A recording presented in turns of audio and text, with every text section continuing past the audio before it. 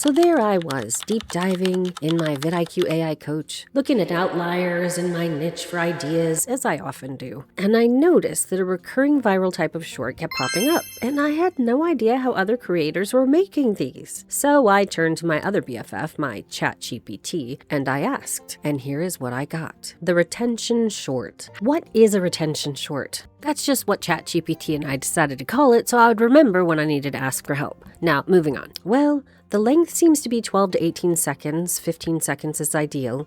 They have an immediate hook within the first 1 to 1.5 seconds. Dual screen layout with branded B-roll, usually on the right. A micro story escalation is going on the left, and then there's a clear punchline at the end. There's a hard stop ending to trigger looping, or I find that they say "and" at the end and it just keeps going, or "but," or something that would imply that they're not done yet and then people watch it again. People put art, whatever. I'm not going to do that because I have to stay on brand. How could you apply that to your niche? In creator tips, I could, on the left, explain analytics insight, on the right, zoomed graph diagram highlights with cursor movement, but make it cool looking. Fitness, on the left, explain one mistake, on the right, slow motion exercise demo loop. Cooking, on the left, flavor storytelling, the kind that makes you really hungry. On the right, close up on a sizzling pan or garnish detail. You get the picture. Core principle, keep one visual constant while testing different hook styles. Metrics to track during testing, 1 to 3 second hold rate, 50% retention point, completion rate, replays, loop behavior.